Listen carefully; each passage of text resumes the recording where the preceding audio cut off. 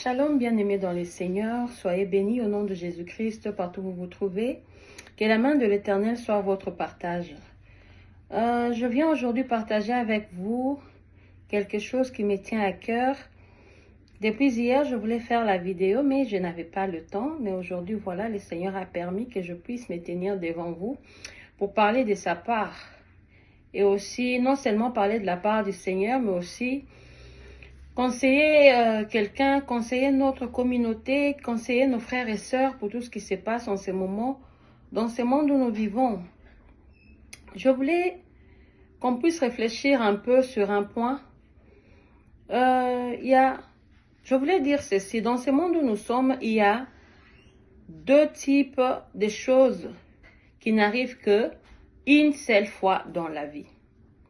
Et les deux choses qui arrivent une seule fois, c'est la vie et la mort. Quand une personne naît, on voit un bébé naître, on est content, on se réjouit. Même la Bible nous demande de se réjouir avec ceux qui se réjouissent et de pleurer avec ceux qui pleurent.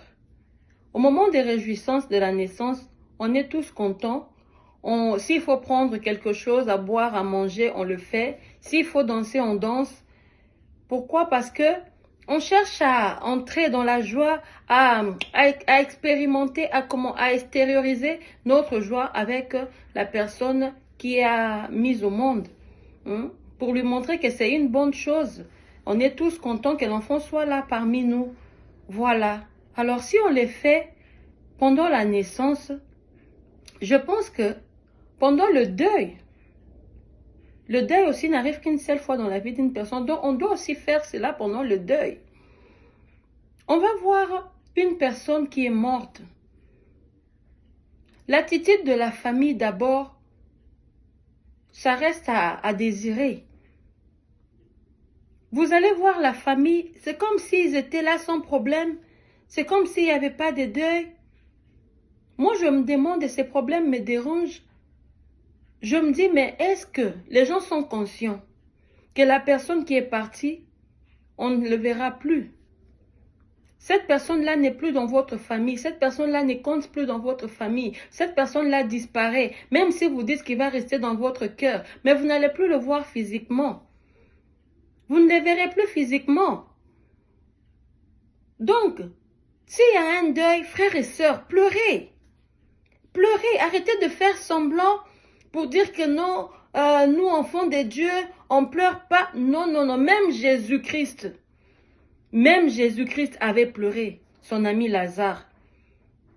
Lazare était l'ami de Jésus-Christ, mais Jésus-Christ avait pleuré. Il n'était pas le membre de la famille de Jésus-Christ. Là, je parle physiquement, parce que spirituellement, nous sommes tous les enfants de la même famille. Jésus-Christ avait pleuré son ami Lazare. Mais vous allez voir aujourd'hui, une personne qui perd. Tu perds ta mère, tu perds ton père, ta soeur, tes frères, ton frère. Mais il n'y a même pas de pitié. Il n'y a même pas de souci, genre, je suis éprouvée, je dois prendre un temps. Donc les autres sont même pressés qu'on puisse aller enterrer la personne. Après une semaine, il répond ses activités. Après 2 jours, il répond ses activités. Je suis même étonnée de voir que parmi les enfants de Dieu, de telles histoires existent encore. De telles histoires existent même parmi les enfants de Dieu. Vous allez voir un serviteur de Dieu, une servante de Dieu qui perd sa mère. Après l'enterrement, 1 jour, 2 jours, il prend l'avion et voyage. Il va faire le concert, il va aller prêcher. Non, non, non, non, non, non, non. Enfants de Dieu, là, on n'est pas d'accord avec vous. On n'est pas d'accord avec vous. Vous voulez me dire que ces concerts-là ne pouvaient pas attendre? Ça ne pouvait pas attendre. Donc, si tu perds ton membre de famille, tu dois automatiquement aller par-ci, par-là. Après 1 jour, 2 jours, tu fais comme si de rien n'était. Tu vas honorer tes engagements. Non, non, non, non, non, non, non. Non, non, non, non, non, non, non, non, non. S'il vous plaît, enfants de Dieu, changeons un tout petit peu. Quand quand vous prenez une salle, par exemple, pour un concert, et que vous êtes dans l'impossibilité d'y aller, parce que vous êtes éprouvé, mais alors appelez le propriétaire de cette salle-là. C'est une personne comme toi et moi. Il sait qu'est-ce que c'est perdre une personne si importante. Il le sait. Donc si tu lui appelles pour lui dire que je suis éprouvé, je ne peux pas venir pour livrer ses concerts, je ne pense pas qu'il va te tuer. Et vous allez juste repousser la date. S'il faut le faire, vous le faites. Mais arrêtez de faire qu'aujourd'hui tu es éprouvé et demain on te voit. Nous on reste avec le souci genre, ah notre sœur est éprouvée, notre frère est éprouvé. Nous on pleure encore, mais toi-même, tu te permets d'aller livrer des concerts, tu te permets d'aller par-ci, par-là, tu es dans la joie. Franchement, ça passe pas. Ça passe pas. Enfants de Dieu, faisons l'effort de changer. Enfants de Dieu, faisons l'effort. Vraiment d'avoir ces cœurs-là, hein? Les cœurs qui pleurent, les cœurs qui... En fait, si vous faites cela, c'est comme si vous n'avez plus d'amour.